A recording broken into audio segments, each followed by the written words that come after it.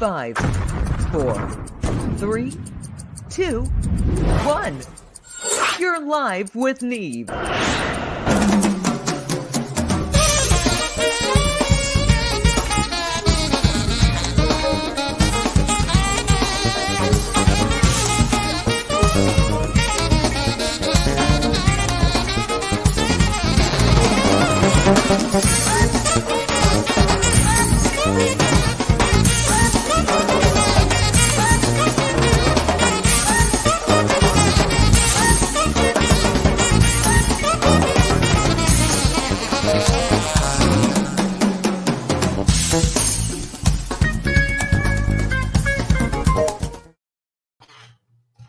Hey everybody, all right. You're here live with Neve, broadcasting to you from by the sea in beautiful Highlands, New Jersey, right outside of New York City. It is a gray day. It's kind of temperate here, but we're going to have a great show. We've got all kinds of fun stuff. This month, we've just got a great month of folks. I'm going to review basically. Today we have the gents from Excelsior, which is fan fiction of Star Trek, which for all of you guys who have watched the various incarnations of Star Trek, I know that each edition has its devotees, and I think they've done a pretty good job of keeping the original spirit of the show going. I'm actually of the mind that the fan fiction, I think at times may be more interesting than some of the stuff that's put out by just looking at like the Star Wars franchise and some of the other things that get rebooted. I think fan fiction has a lot to offer. I just started learning, and I don't know a whole lot about it, but I do know that I think the people who are really super fans, if you will, they have something to offer. A lot of them know more about the topic and have watched it with such intensity. It's sort of like Quentin Tarantino watching movies and learning, using that as a template for later in life. We also have, from Scotland, we have a great artist coming on to play some music and guitar, and he's just excellent. We have Darren Flynn will be on in the second segment. Of course, we have Mike Imperato will be with us in this quarter segment. And all in all, I have to tell you, it's Friday. I'm looking forward to the weekend. I haven't seen the weather report, but I hope to get in the water and splash around a little bit. Hopefully none of the average Caucasian sharks will be out here. There was a story that there's been a lot record of great white sharks off of my coast here. And so I always have to joke about, don't want to get munched. I think because I'm so old and gnarly, he'd probably spit me back out anyway. But at any rate, Julie, how are you this morning? I am running out of time all over the place today. I don't know. I guess. I see my clock. I guess my clock is off because I keep thinking like it's Wednesday or Thursday when it's Monday. Oh, yes. Yeah, that kind of thing. So I'm all over the place. My circadian rhythm doesn't work any longer. I think the whole studio life generally starts to deal with that at our younger ages. The circadian rhythms are the first thing to go in rock and roll. It's just all gone. So it's just like everything's the same now. I'm like, I don't know. Okay, okay, cool. I'll be right there. Good. Well, you look happy and bright-eyed and bushy-tailed this morning. We got some great guests on. I got to talk to the guys briefly before when you were, moosing and sprucing, and they seem like great guys. And I'm interested in hearing more about what they do. It's going to be really cool. I can tell you they're awesome. They're a lot of fun. They're easy to work with. The stuff that they do is just absolutely incredible and creative. And as a lifetime Star Trek fan, I mean, it was like. Have you ever worn Spock ears during, any carnal type stuff? Do you carnal stuff or convention stuff? Carnal. We'll stick with the carnal for today. Oh, of course. Oh, look at her. She's blushing. Oh, Julie. Oh, no, I'm afraid not. I haven't worn. I have not worn Spock ears during sex. No, I'm afraid not. That was not a request. You should try it sometimes. Sometimes you need to spice things up in the bedroom. Well, relationships get stale, and maybe the Spock ears. I know this. If some woman ever had put Spock ears on, I have to say I haven't seen that either yet, but. I don't know. That would be more, I think, my request. I would, no, actually, I would. I need more of a Captain Kirk. I was going to say, would you do Spock before you do Kirk? I don't know. It depends on where I am and intellectual conversations that day. If my intellectual conversation level is down here, then yeah, I'm going Spock. If my intellectual conversation for the day is up here, I'm going to go Kirk. Okay, well, I think the guys are getting rich fodder for a new new segment for the next go round. We'll kind of drag things into the gutter with these poor guys. They don't know what we're getting into here. Yeah, but I want to say, yeah, Starship Excelsior is awesome, and any, if you're a fan of any incantation of any sort of star or whatever I'm trying to say, if you're a fan of any Star Trek series, you have to check out Excelsior. It's so cool, especially if you get to participate. Hearing yourself among all of these famous sound effects and stuff is amazing. Because you feel like you're on the starship. You're on you're on a starship. It's the most incredible thing in the world. I'm like, oh my God, it's a dream come true, right? It's like your fantasy. It's the most incredible thing. Well, what do you think? I think the creativity of a lot of the fans may exceed some of the people who just get if they're in the Disney art department and they're just another person. That's a job.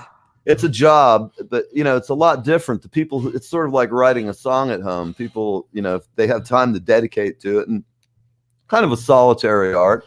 That's one of the reasons I kind of like what they're doing, because a lot of people who are bookish, including myself, I'm a maniac, but I can be very quiet and tell people to go away if I'm trying to read. Sure. And folks who don't read don't understand the need for some solitude, to just sit and read a book, or to write, or to do anything really creative. Yeah, you need solitude.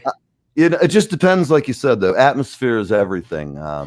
I know I've written songs in a bar with an incredible cacophony, and I've just written it on a napkin because I had a verse and a chorus, and I had it in my pocket for 3 months, or it gets in the bottom of my stick bag, and then I pull it out one day and go, oh man, that was such a great idea. Let's try and do something with it. But it's those moments when I'm alone and cleaning shit out of my bags. It must mean I'm bored. So I talked to Mike this morning. Yeah. Mm-hmm. I'm sorry, I didn't mean to interrupt. Mike, you'd be with us, I talked to him this morning, and he was sitting in his place, and a B-2, a stealth bomber, flew over at treetop level, and he said he heard this thing, and then it just roared over his place. 200 feet, 150 feet, house shaking, and he was like, oh, I'm going to get my camera. The next time it flies over, I'm going to be out there and ready for it. So that was cool. For everybody watching, I know you guys... we love having Mike on the show live, and he's a real character. And all I can tell you is you'll see in his video, I do worry about his health. Man needs to take a breathing exercise, get the cleansing breath, hold it. He's got to do that shit, man. Otherwise, he does that, I'm telling you that he's hot wired. I don't want him. That's I wonder okay. if we have liability, if he has a stroke on the show, is it our fault? I'm going to talk to. Sorry, why am I laughing?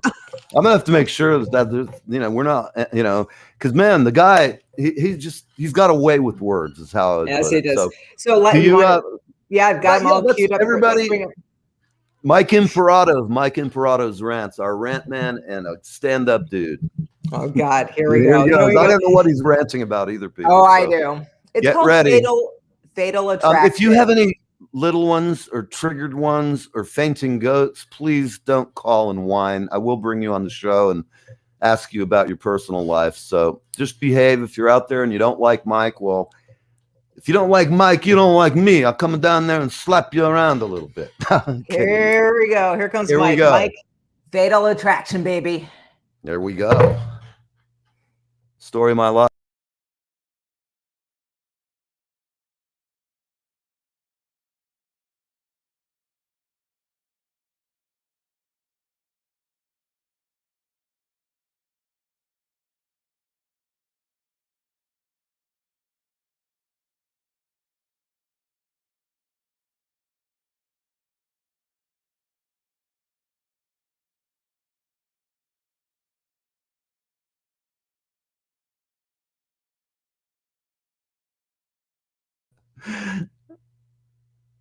Oh, Mike's frozen. Mike, what happened to you, dude? You were fine earlier. He was screaming his head off earlier. I mean, so much to the point I'm like, oh my God. I couldn't turn him on either. I just tried. Yeah, I don't know. I think he may have screamed himself broken. All right. Well, since Mike's not here, I'm going to find something to rag on for a minute. I'm going to try and channel him. Let me think just briefly. Some of the things that if they don't piss me off, make me just wonder about someone's if they have an IQ at room temperature or somewhere above. I'm out driving and I see people and they're wearing a mask in their car. Right. They're driving around, and I don't want to typecast people by the car they drive, but there's a certain type of people who do that. Minivans with the little kid and the dog. And I ride around with a car with a bag of stickers, and whenever I see little stick figures in the back window, I have a Jason sticker, and I just put the Jason sticker chasing the whole family down the road. It's me doing my part to keep humor alive. It's sort of like performance art, only it's cheaper. And I wish though that I could just see the people when they see the chainsaw guy on their car. Like if I had that happen, it's like somebody was tearing off my political stickers several elections, like about 10 years ago. And I went to work and everybody there didn't like my opinion. So I come out one day and they pulled off my campaign sticker off my car. So what I did is I went and got everyone who I suspected, but I just looked at the bumper sticker on their car and I brought my own and covered them all up, put 2 on mine, which, at meetings they already didn't know what to make of me when I'd ask, innocent questions during meetings that sometimes would be really funny. My boss loved me, but we had a lot of fun. So Mike is stuck. Mike is stuck. Ranting. So do you wear a mask in the car? Hold on. Do you wear a mask in the car? Fuck no. I don't wear a mask unless I have to. No. I was walking around, physical therapy. I had my mask off. I'm like, look, what's the bullshit here? I've had my vaccine and I've got antibodies from years of tough living, man, that scare the shit out of COVID or anything else. I have drummer genes that they keep me safe, and, sort of like Yeti stink. Once it's on you, man, you never get rid of it. At any rate, I don't know where I'm going with this morning, but it's okay. It is Friday, and we're approaching 1/4 the hour. We're glad you're here. I'm going to briefly go over here and see. Hey, Susan, what is he saying with Petey's Gettysburg Address? Yes. Well, Susan has a wonderful cat named Pete, and he is an evil little bastard, from what I'm told. She calls him Cat Dracula. So good morning to Cat Dracula, and we hope you leave Susan alone and don't bite on her when she's sleeping. So what else we got going on? Let's just talk for a minute. We've got a lot going on. We also, so do you want to go into a break here, and then we can get our guests going a little bit sooner since Mike is broken? I think that sounds great. Let's Mike. Roll it out of here. It was hilarious. It was so funny. Oh my God, I was dying the whole freaking time. Okay, hold on a second. I gotta find this. All right. I gotta what do we got going on?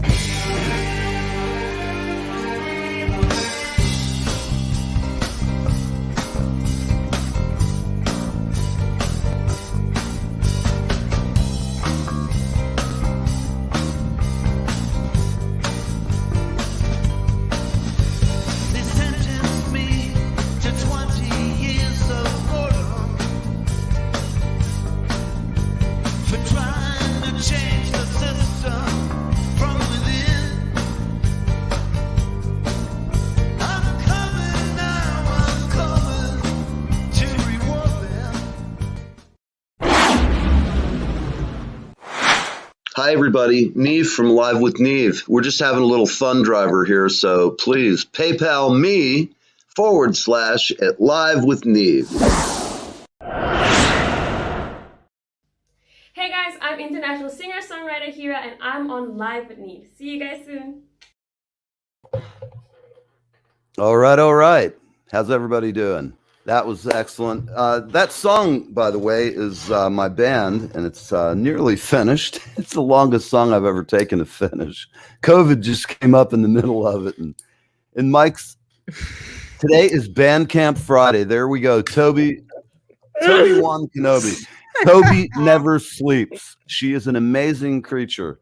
She haunts Wilshire Boulevard, and she's up in Encino, looking around for Encino Man. If you wear a mask, No, actually, we have a new line of masks available for people who don't like their partner. You can paint whoever's picture. It actually, you send us a photo and We put just the had picture this of discussion. the person of your dreams. It could be anybody. We just get an image, and if you have a two-bagger, we have special bags that you can take one off after the other. So if you're really having a good time with someone and you just don't like their look, but just change their look for a day. There's a true story I learned from Warren Zevon's girlfriend. And apparently Warren had some unusual fans. One of his fans wrote to him and said to him that she would make her husband wear the cover of the Rolling Stone album on his face while they had intercourse. And it was pretty, all I could say is Warren's like, wow, what is, all I could say is, wow. I mean, I'll tell you this, he's a good sport. I'd be kind of concerned if somebody asked me to put the bag of shame on, but at any rate, we're going to be selling those. Susan, so, for that. Susan, Thank you for that, Susan. yeah, Sue's full of good ideas. Oh, there we go. I want one of those on my car, on the Jaguar, with like spider pot, like teeth, like a shark on it. Oh yeah, dude, I want that shit. Yeah, it's cool. Put it on the XK8. I've already told my girl I'm going to put a pirate flag on the back because it's just ratty enough. It looks like some death car from a Stephen King novel that'll stalk you at night. At any rate, she doesn't like my idea, but at any rate, I digress. I'm doing a lot of that today. So that's fine. Well, we've got Darren, we've got James, we've got Gareth, we've got Sam. So where are we going?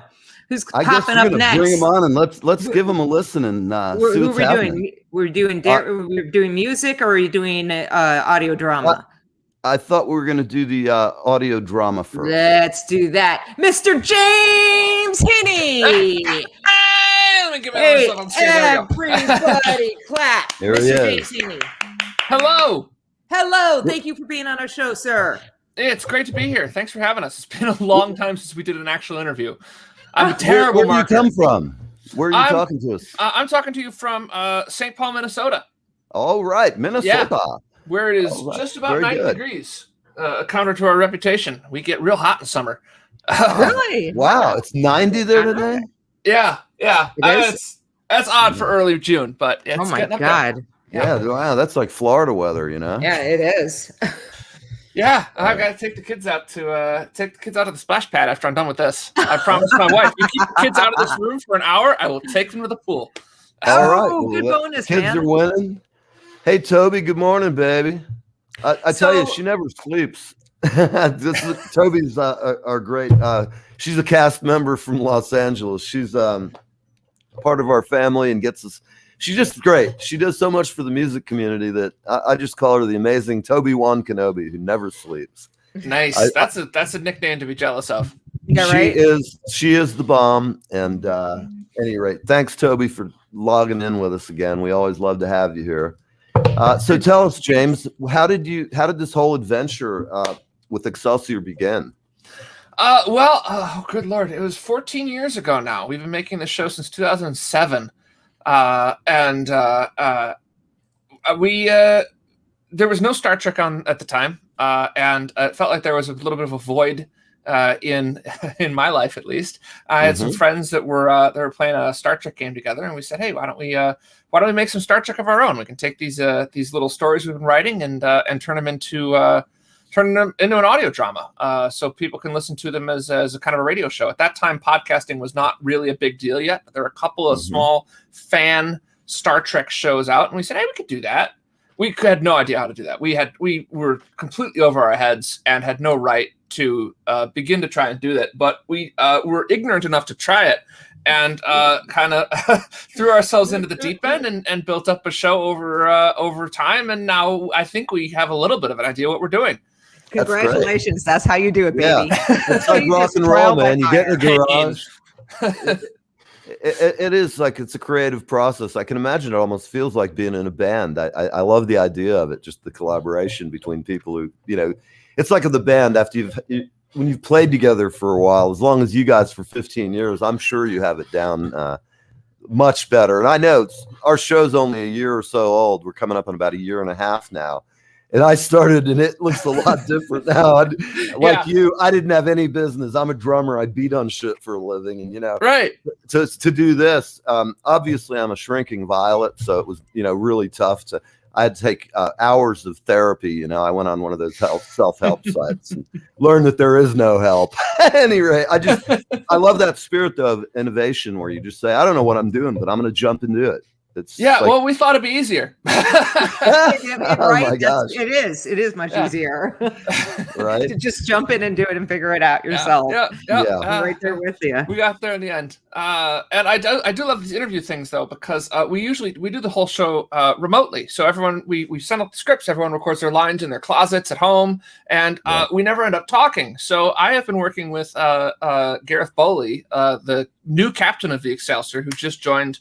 Who just took over. Hello. Our old captain, Alcar Dovan, was sent to a Federation prison for 22 years. Oh, no. And so Captain Underwood, the former captain of the Excelsior, has returned to take the reins. And congratulations. Welcome back. 12 years, I think I've been working with Gary. We've never spoken face to face. So I said, we gotta get you on the show. Where do you come from, Gareth? I'm based in South Yorkshire in the UK. Wow. Wonderful. Yes, We have a guy from the UK not quite on as next funny as week. it is over there, but it's getting there for over here. It's not too bad. Like what's a temp there? I'm just curious.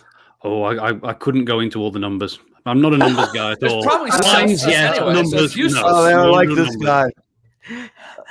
Yeah, I'd liked you at the pub when I was a drunk. We'd get along great. That's it. There you go. So, oh my gosh. How did you start, Gareth? What sparked your interest in this type of thing? Well, I've always been interested in audio drama, and I did a number of auditions for things. And one of the things I wanted to do, in amongst other things, was a Star Trek series. I've always wanted to be in a Star Trek series.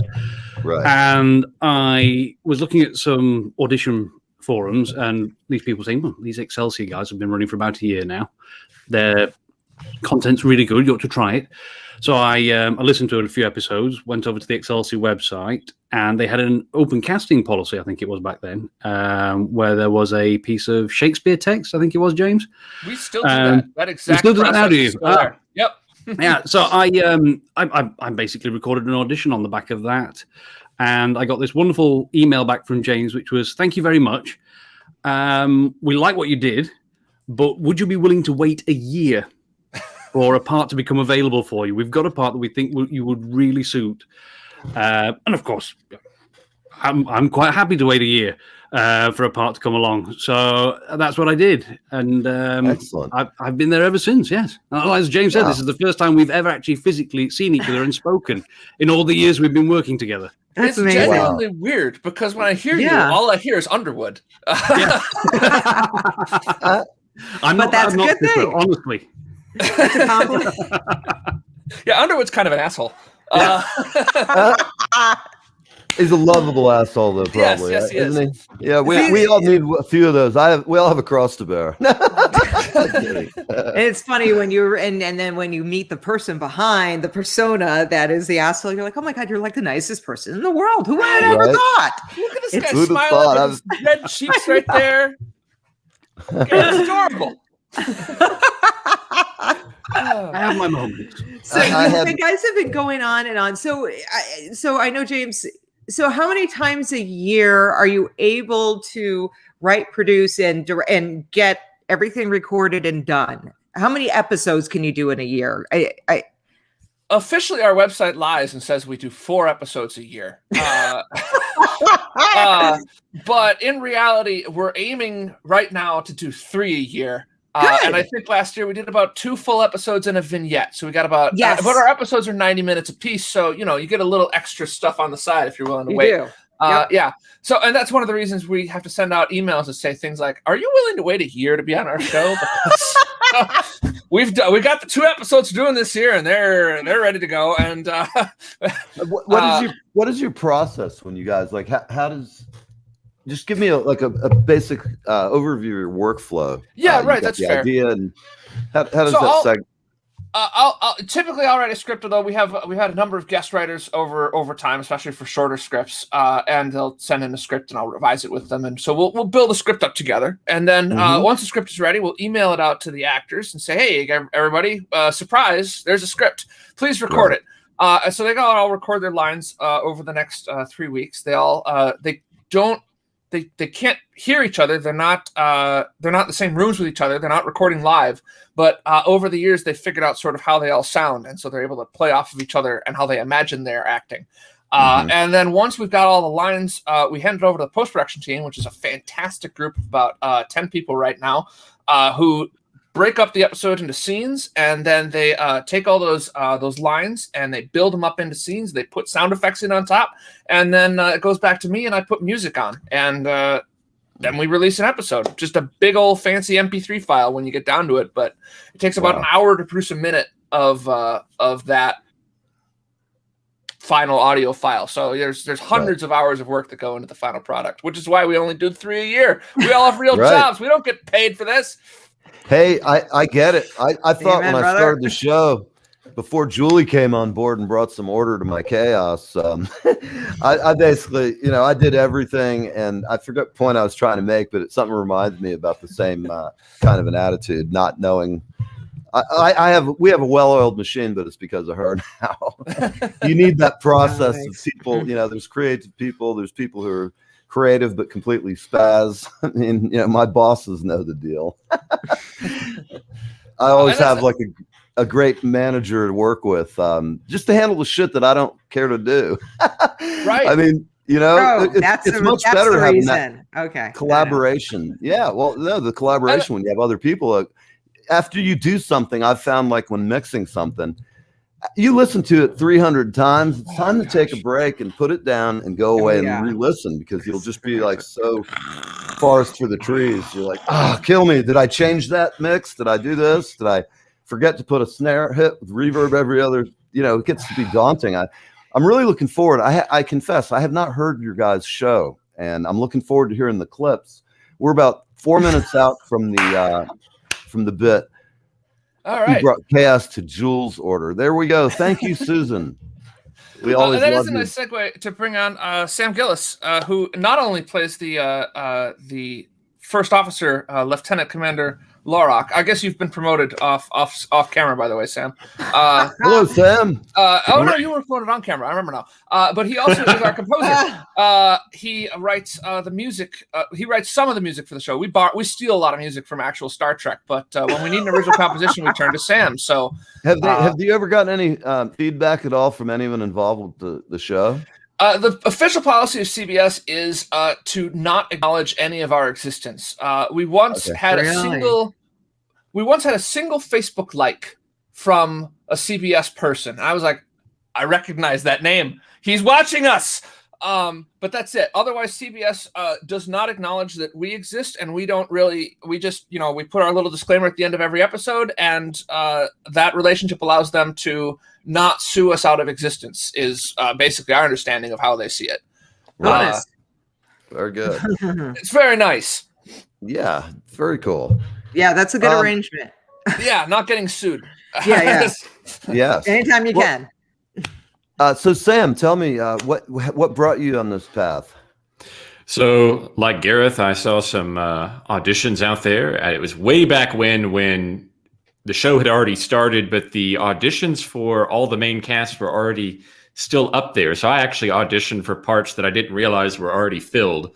But I liked the auditions because James's writing samples were much better. This was so old. Before it had Shakespeare, he actually had upcoming dialogue from the show. And if you dig around looking for audio drama audition opportunities, there's a lot of really bad writing out there. Oh, that's the hardest thing to find in songs or anything, for sure. And so I found, I could actually believe in this show. This writing is good. And so I auditioned for the narrator, which was apparently long cast, but I got invited to come in and play an evil hologram of sorts.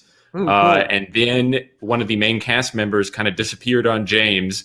He said, I need somebody who can do a New Zealand accent. So I really practiced and auditioned and took over the first officer Excellent. character. I do not still do a New Zealand accent because I It is collapsed. working him to a more generic received pronunciation British accent slowly over the seasons because that is a doable accent.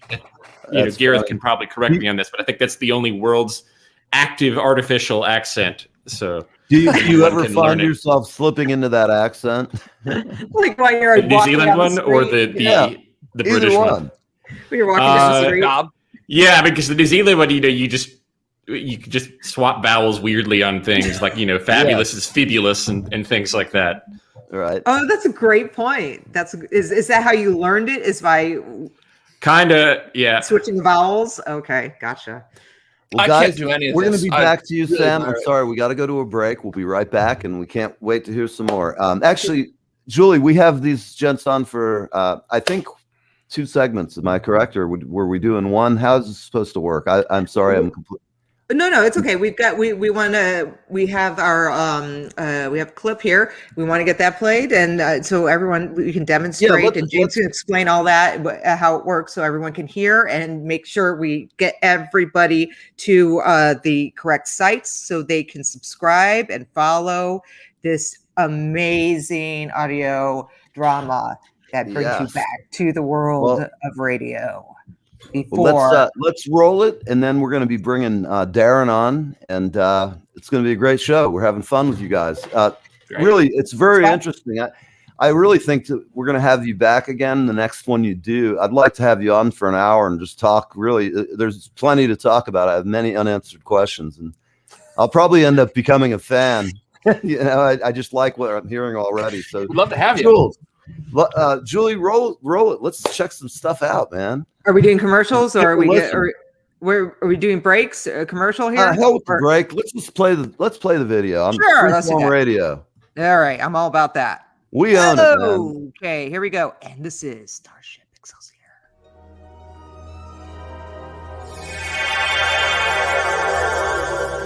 Captain Underwood! Ha! Have you seen? The Perutan people can't get enough of your crew! Indeed. That's why I asked to meet with you. Oh? A press conference is one thing, but we're well past that.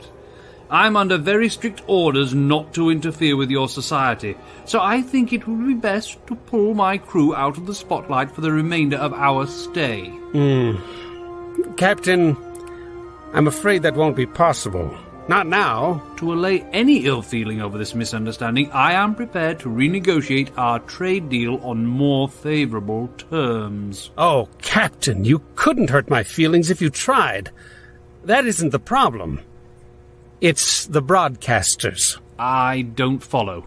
Well, through the Parching Broadcasting Cooperative, they control access to the array, not I.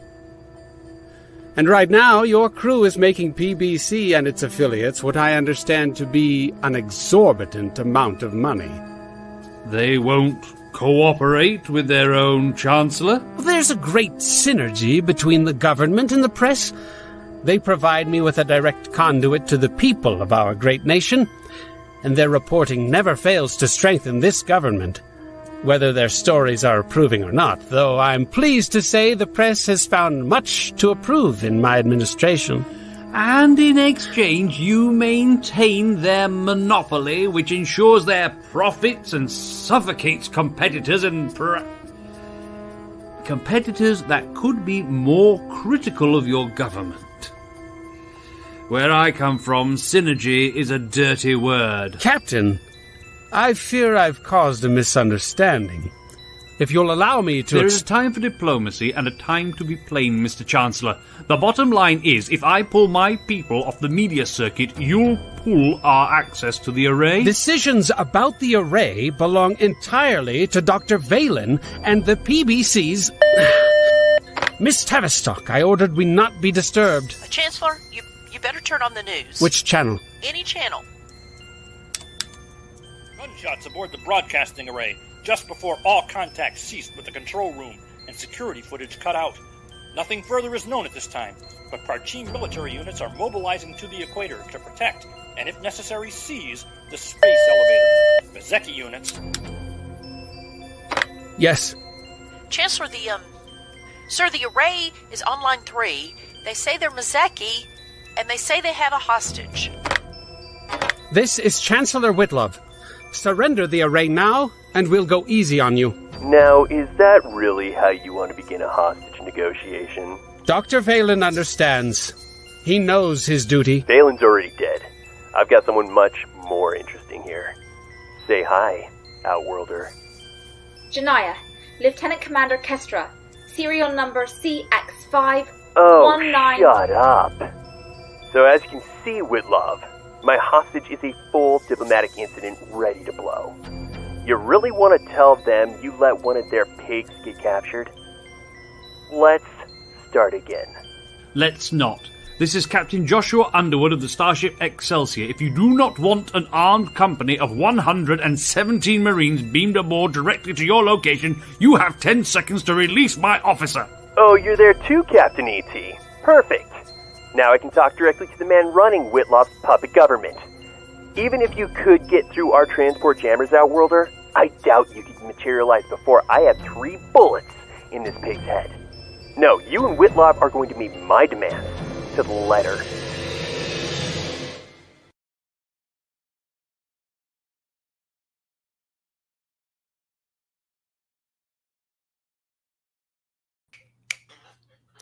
Hey, everybody. Sam, you sounded excellent. I'm not in that clip. I thought you were. So not appearing in this film. Who was reading the captain? That's why I goofed. That was myself. Oh, that was you? Yes. Yeah. Well, great job. I'm sorry I had the confusion on who did what. I thought that he played the captain of the boat, so whatever. My mistake. I think you did great there, Gareth. It's going to be a lot of fun to hear how that hostage situation turns out in a few weeks. Very much. Listen, can I want to hold you guys over. Darren's sitting patiently waiting, and I'm going to hold you over, and we're going to go into the next break. We're going to have Darren play because I know he's got work to do. So, of course, we want to respect the fact that he's got to get out of here and he's waiting. And then if you'll just wait through this segment, we're going to have you back on. We're going to show the second segment, and we're going to talk about it some more. I am very impressed. And the details I noticed, I like the panning you used for the dialogues in the different era. It reminded me of how many things you can do with just audio when you close your eyes and that theater of the mind takes over. And it's different for everybody how they perceive it. But like myself, in my own mind, I'm sitting there picturing these characters. And, Gareth, you actually look like yourself, or you sound like yourself. A good Brit, man. You just sounded great. And I'm really intrigued. So we're going to go to a break, and then we're going to have Darren Flynn on, and then we're going to come back and talk with you guys because there's a lot to talk about. So everybody stand by, and let's bring on Darren Flynn. We're going to go to a break. You're going to a break first then? Okay. Yes. Okay. I know I'm confusing the hell out of this. No, not at all. Not at all.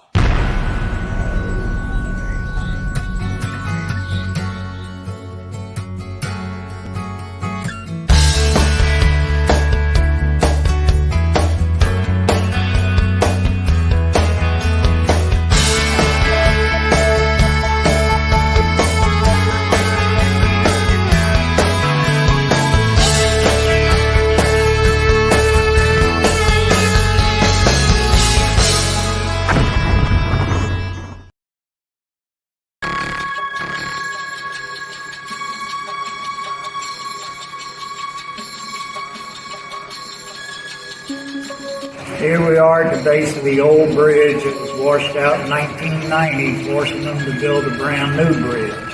We're very close to the spot where Bill Skeeto was hung back in December 3rd, 1864. We will go explore that spot shortly. We just wanted to show you the base of the bridge that forced them to cover up the hole with tons and tons of cement and rock.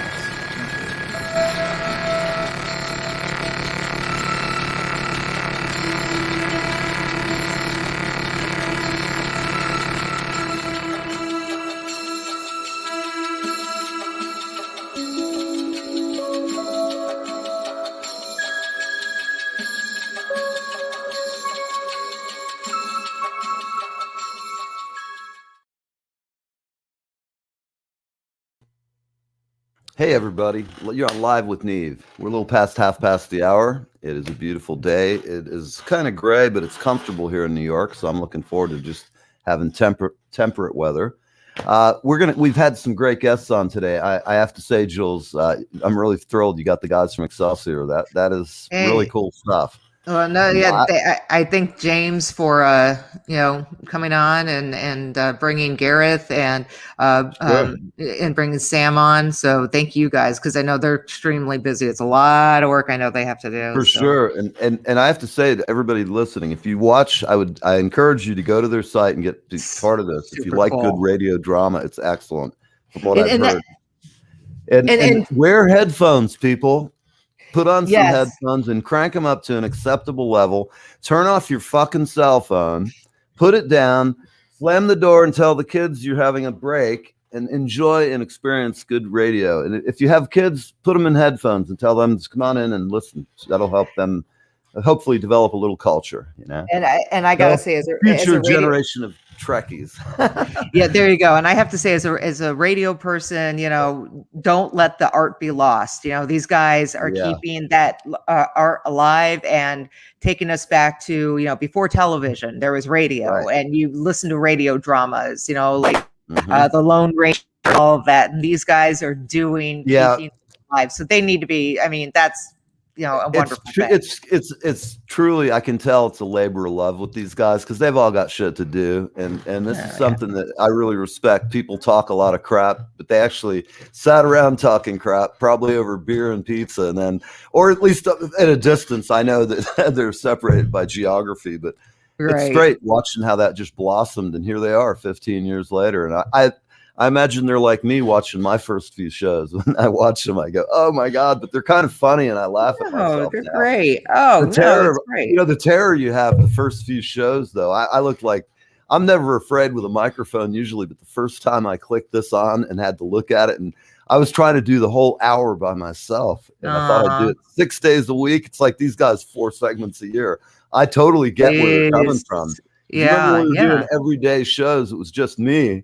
Right. It was nuts. And then you came on board, and even with the two of us, it's a lot to have it be good consistently. There's a lot of behind the scenes stuff but at any rate, without any more of that, let's have Darren on and play some music this morning. All right, Darren, Mr. Darren. Hi, Darren. How are you? How's it going, guys? How are things? Doing well. How are you doing? Great. I'm doing good. I really enjoyed that last segment as well. I'm a bit of a Star Trek fan as well. Or Yay! I was great. in the past, so yeah, it was great to hear. I'm going to check them out afterwards.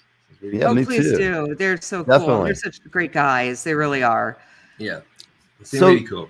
What started you playing in music? How did you? Oh my god! Here? So how did I started playing when I was 16, I think. Really? What happened was I saw an ad for guitar lessons, and I thought maybe I'll give it a go. And so I got guitar lessons, and I thought. I think actually I wanted to impress a girl at the time. It's been a long time since I was about to ask you if there was any of that involved. I know. I think I might have wanted to do something. I honestly can't remember. I think there was something like that. But then I realized I actually liked it. So I have no idea who the girl was. I can't remember. But I'm really happy that I started playing. That's why I started. But then the more I got into it, the more I realized. The lady gives you that look, and you're a young kid, that adrenaline, and you're like, "Oh my god, that's all I want to do the rest of my life." Yeah, that was pretty much it. It's like as soon as I started, it's like, "Oh, hang on, this is this something clicked," and then I actually started learning more about what music to listen to.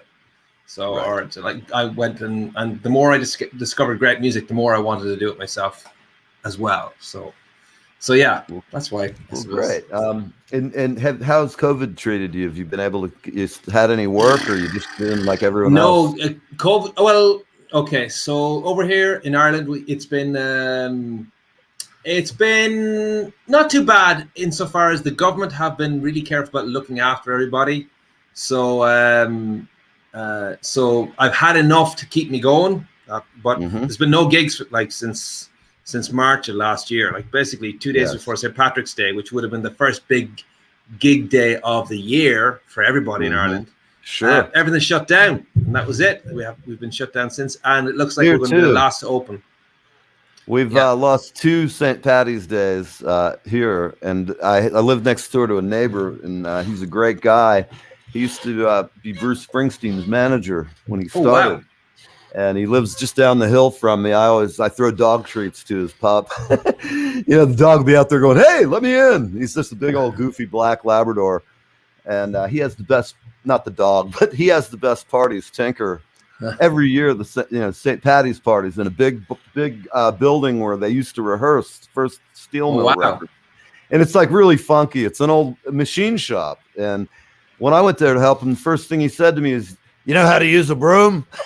I offered to just go over and help him get ready. And I looked at him. I said, "Well, no, but maybe you can give me a lesson. I'll pick it up. I'm a quick study." And we hit it off after that.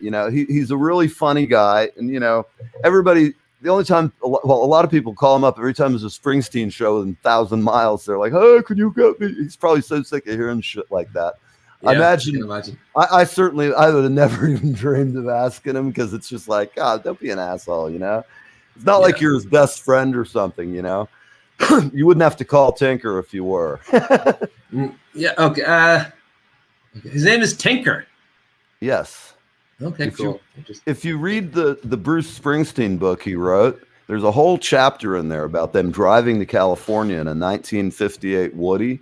He still has that. And he's still got the pickup truck, which is another 1950s or early 60s. Wow. And he's just a really cool guy. He's extremely funny. And I will tell you, everybody in town has been bumming out that the St. Patrick's party has twice had to be canceled. And well, it's next like year will have to be extra special then.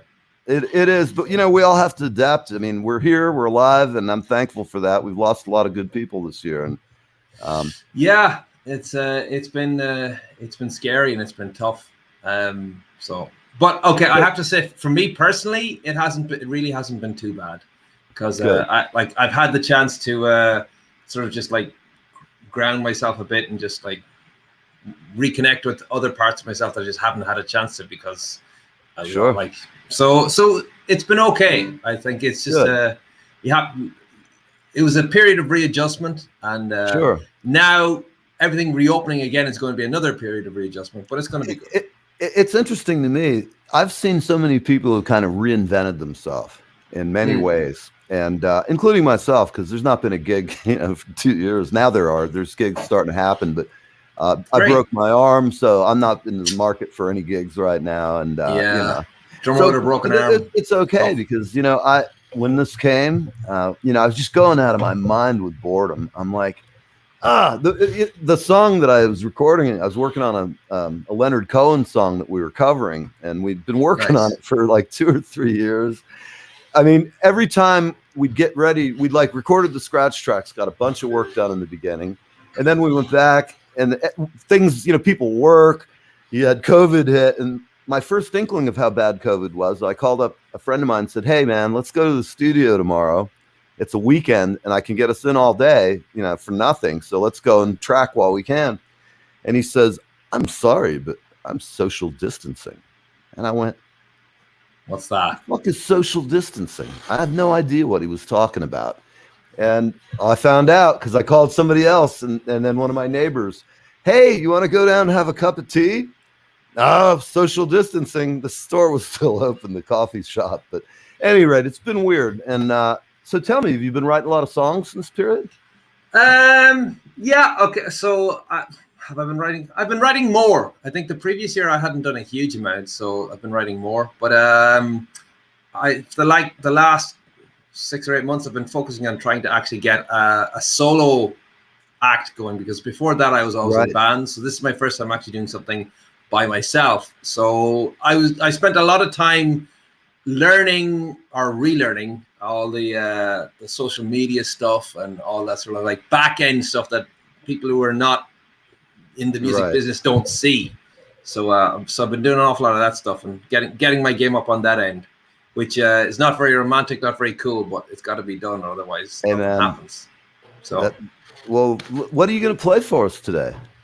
So I'm gonna play my single, which is called Mountain Whiskey. It's a song about do you know what poaching is? Say that again. Poaching. No. If you're not Irish, you probably won't. Okay. So it's the Irish form of moonshine. Oh, wow. I would probably have loved that in my previous life. Yeah, well, it would. Okay. It's there's now a legal version of it, but the original illegal version is highly illegal because it's like lethal. It can make you go blind or possibly kill you. Right. You're not allowed smoke near it. That's like eating that fugu fish in Japan. It's like, hey, basically, Russian roulette, fugu, and I'm having some of this rock gut while I'm at it, man. I'm on exactly. the Las Vegas thing. That's okay. So, my father, when I was a teenager, I used to work with my dad. He's a truck driver, or he's retired now, but he used to up around these really bad back roads up in the northwest of Ireland in a place called Donegal. He used to buy a bottle of poaching for my grandfather every Christmas. That was my grandfather's Christmas present. Can you? I'm having a hard time. How do you pronounce it? Poaching. Okay, so it's P-O-I father T-I father N. The father is an accent in Irish, so okay. So I got you. It's an Irish word, like it's Gaelic. It's not English. So right. I get it. Is it Gaelic? Is it the same thing as Gaelic? Gaelic, yeah, Gaelic. Okay, yeah, I just want to make sure. I don't know much about it. I just was curious. No, so anyways, to get to the point, my grandfather used to get a bottle of poaching for Christmas, and the guy who used to make it is the guy who inspired the song.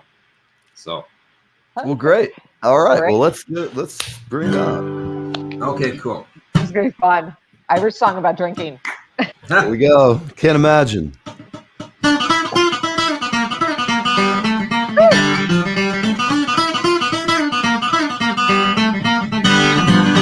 Half a mile of dirt track road, bring you to a shack up on a hill. Inside there's an ancient man, day and night tending to his stable. Told me once long ago, he forgot about half what he knows, somewhere around the age of 93. Whoa, boy, you just watch him go when he's making whiskey.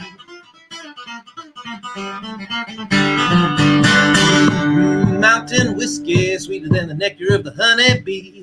Twice as sweet cause I get it free. Oh, Buckminster, don't charge me cause I'll help put away this logging tree.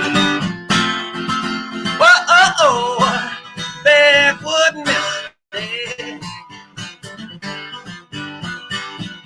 Oh, Buckminster, mountain whiskey.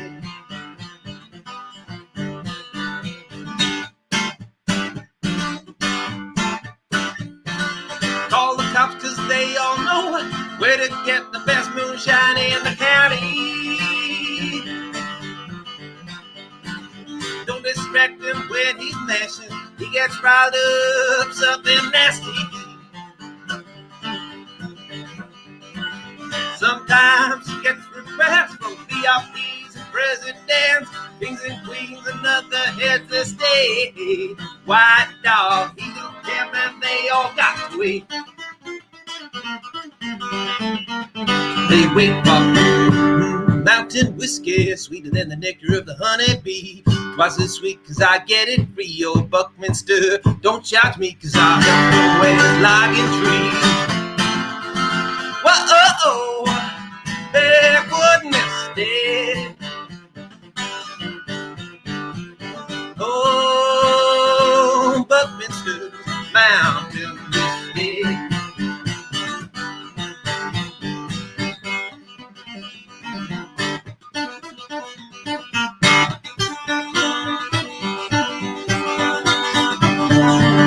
He the famous cousin, discovered things by the dozen. Some of them they still don't understand. Why, I guess Buckminsters are all Renaissance men.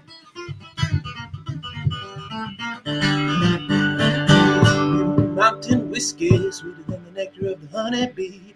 Twice as sweet cause I get it free. Oh, Buckminster, don't charge me cause I help you when it's like a tree. Whoa, backwood misty. Oh, Buckminster's mountain whiskey.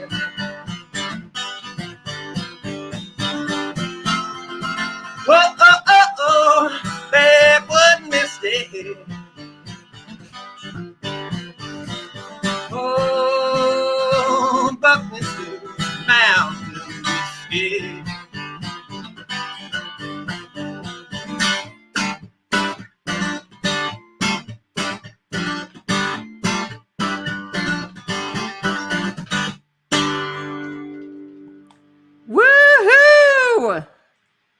Cheers. That's awesome, Neil. You're on mic. Your mic's muted, Neil. Oh yes, I am. There you go. That was freaking awesome, man. That was a great song. Yeah, it was like it totally wasn't what I expected. It had that like punk driving to it, and then it had like all sorts of different genres mixed in there. I totally loved it, man. Great. I was playing I'm really the happy to hear cajon. that. Oh, are you sitting on a cajon? Yes, I am. Oh man, you knew it. Okay, good call. Yeah, You so got I was some just videos, sitting here, buddy. and I have my desk, which if you can hear this. Oh yeah. Nice. Damn, dude. There we go. And what was the name of that I've been song? being told to quit beating on shit for my whole life. No, don't. It's Poutine. you have another- Poutine. Okay, so the name of the song is Mountain Whiskey. Okay. But the name of the drink is Poutine. Poutine. Okay, that's what I want to make sure. And where can we find you? Are you everywhere? So Spotify, Instagram, all those Spotify, places? Instagram, Facebook, Twitter, but I don't use it, so you can like follow me. But I don't think I've ever actually tweeted. I've got a handle, but I've never used it. But I will. And it's the set it same up handle so you- everywhere, which is Darren A. Flynn. A is important because there's a million Darren Flynns out there, so it's Darren A. Flynn. I noticed that. I found that out the hard way. Yeah, I know. I was like, trust me. Like, try to have your head above the water. It's like, there's millions of Darren Flynns. It's just like John Smith here, man. There's Telling you. millions, you know? It was funny because I was telling Neil, I'm like, okay, I see these Darren Flints, and what was weird was a bunch of them were musicians too. And so I was like trying to look at pictures and compare them to the pictures you sent me. I'm like, wait, that doesn't. Unless he's aged 40 years in like 2 days, I don't think that's the right guy. Exactly. There you go. So it's absolutely crazy. Yeah. So yeah, that's there. So I figured, okay, I'm gonna just put the A from my middle name in there, and that works. So That's awesome. Do you have another one for us? Sure. Do you want another song? Yeah, we're getting up to the top of the hour, and then we're going to be having the boys from Excelsior back. But yeah, we'd love to have you play more. It's much better than me talking. Okay, so I'm just going to switch guitar. This is a song about sometimes you sing a song you don't really know the words, you just sing along and go la la la la la. Okay. Is this you playing this on your 5-string? No, that was played on my 5-string. This is on my regular. You had a 5-string? I didn't even realize that. Oh my god! Well, yeah, it's just like Keith Richards tuning, which basically means that it's tuned to open G with no low string. No B. Yeah, gotcha.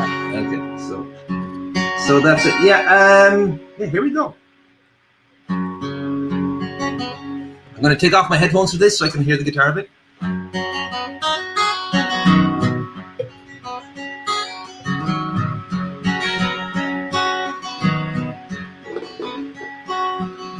When I was a young boy, I loved my grandpa so.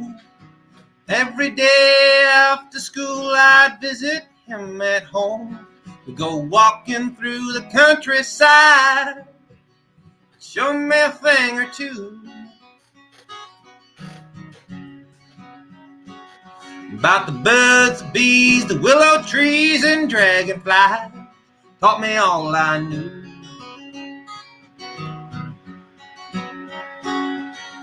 Grandpa was as happy as summer days were long. A voice like a box of crickets that never stopped him with a song. He sang what came into his head, never worried about the world.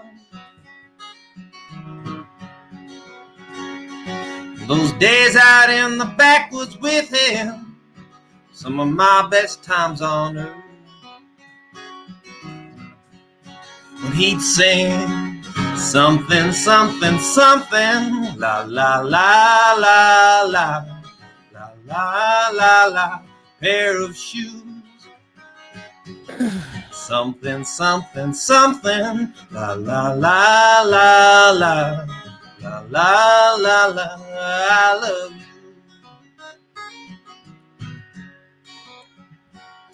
you. Now Grandpa was my hero, but I love my grandma too. Safe to say she was the kindest woman I ever knew. But Grandpa would drive her crazy every time he'd sing his little song. I swear sometimes he used to do it just to try and tick her off.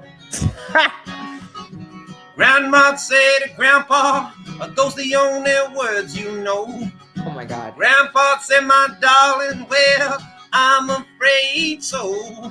I've had this tune a long, long time, but the words left long ago.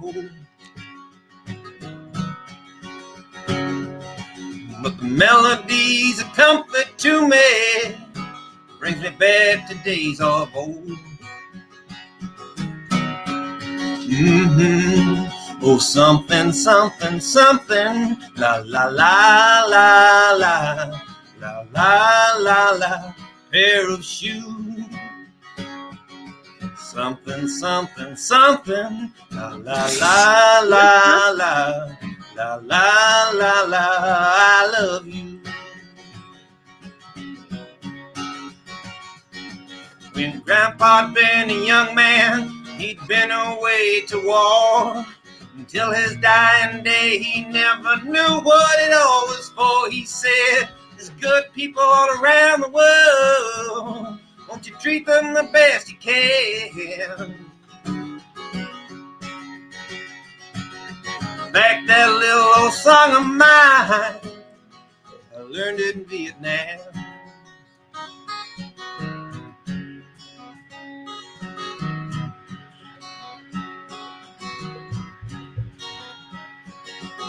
And then one day in summertime, Grandpa passed away.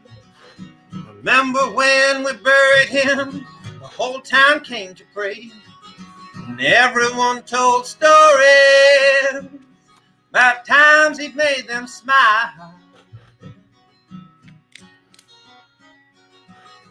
When it was my turn to speak, I could hardly keep from crying. So instead I sang something, something, something, la la la la la, la la la la, pair of shoes. Something, something, something, la la la la la, la la la la, I love you. Oh, something, something, something, la la la la la, la la la la, pair of shoes. Something, something, something, la la la la la, la la la la, la la la la. Grandpa, I love you.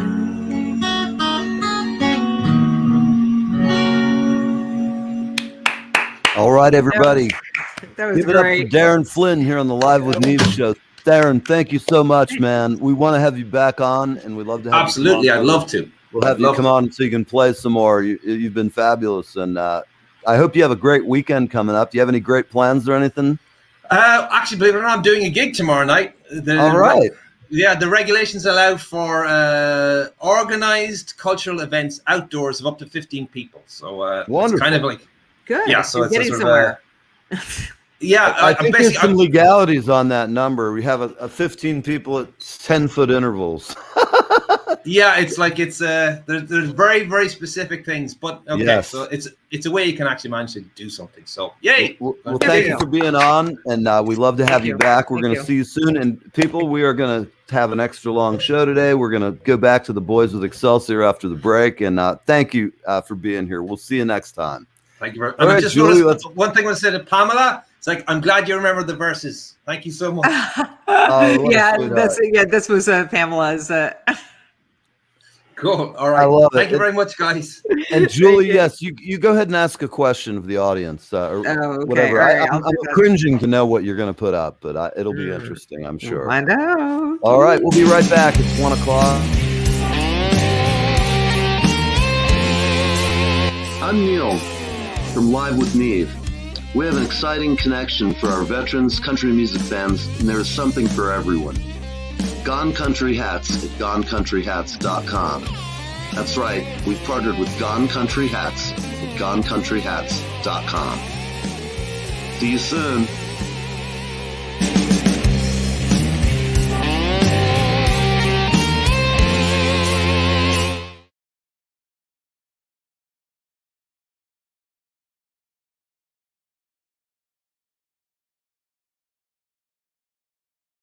So give me another question. Let's get back to real roots. This one is actually, I think, to both of us. It says dating horror stories. What is your worst hookup?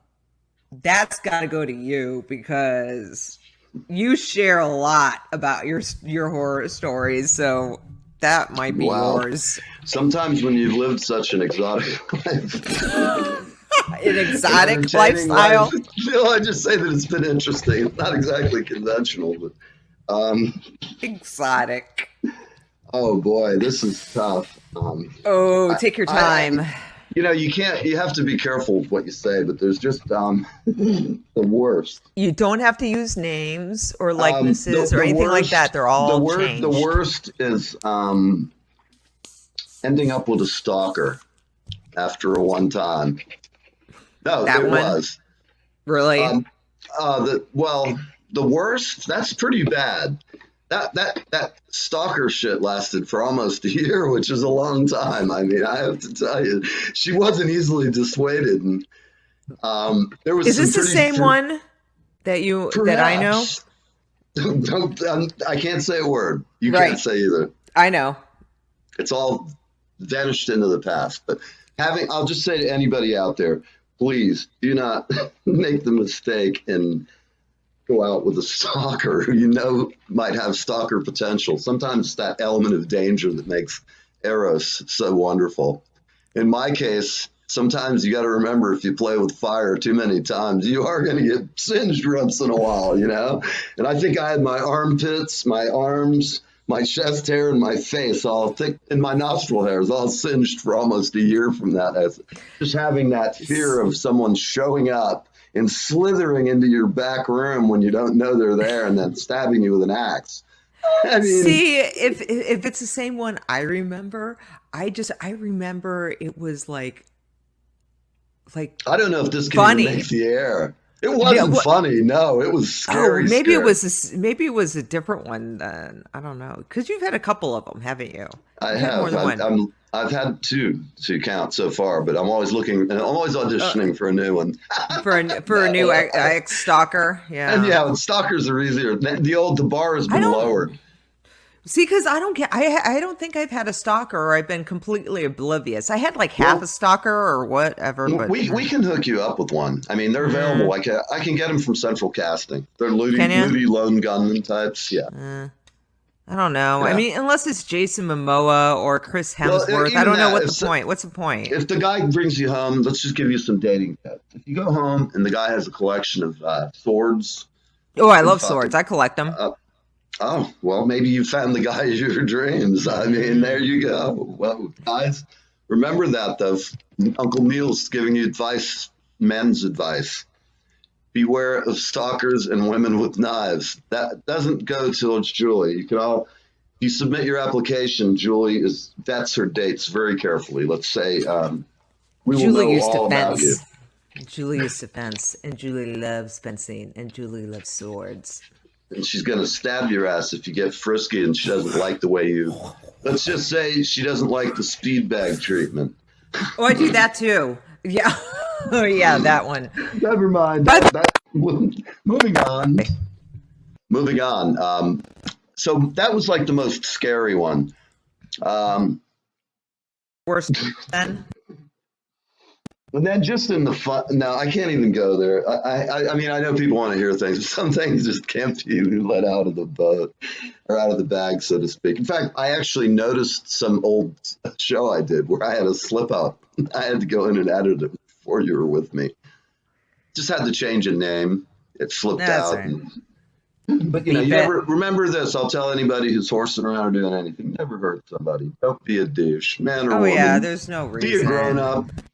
Don't go on YouTube and sell pictures of your girlfriend or dude, or go out. You just look like a crazy psycho if you do shit like that. My best advice to either men or women, you know what? Sit at home, be miserable, drink tea, talk to your cat, and go out and get a good shagging somewhere. All that angst and guilt will all run away. You won't feel like, and then hopefully you'll move up the ladder. You'll have somebody your old douchebag will see you with, and they'll go, "Wow, I wish I should have kept him or her."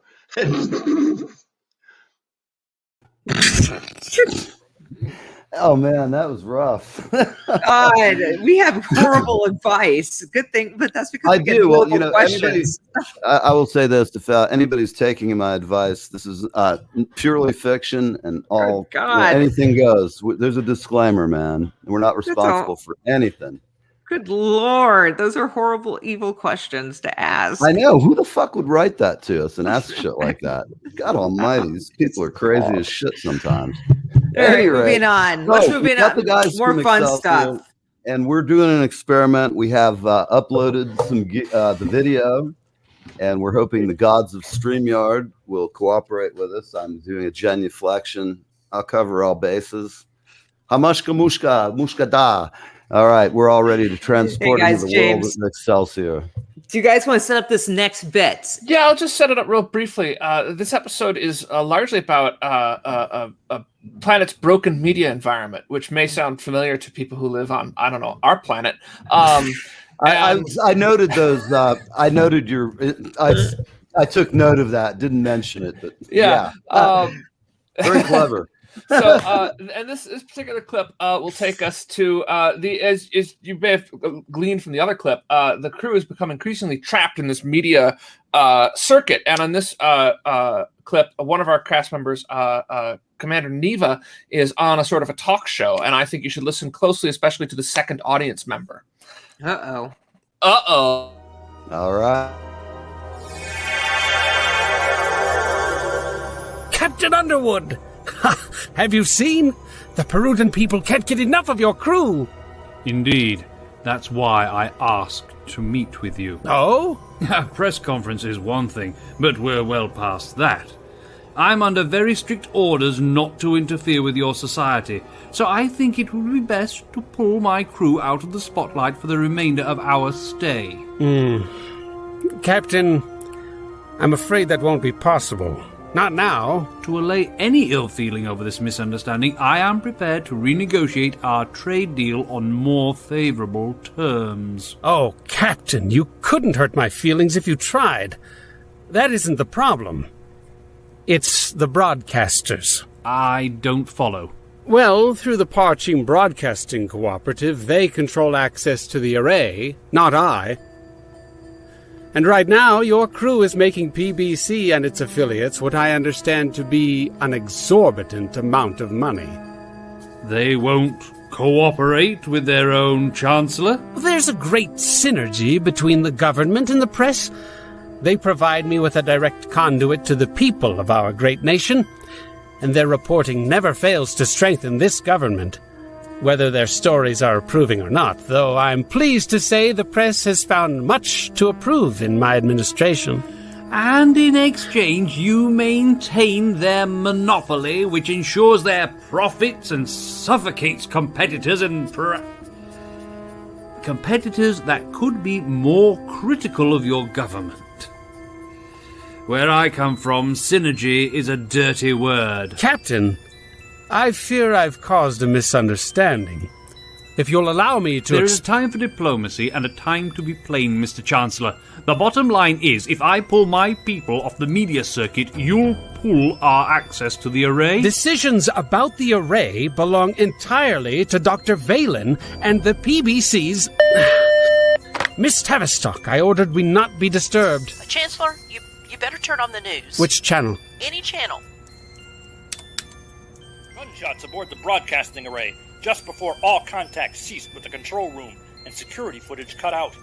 Nothing further is known at this time, but Parchim military units are mobilizing to the equator to protect and, if necessary, seize the space elevator. Mazeki units. Yes.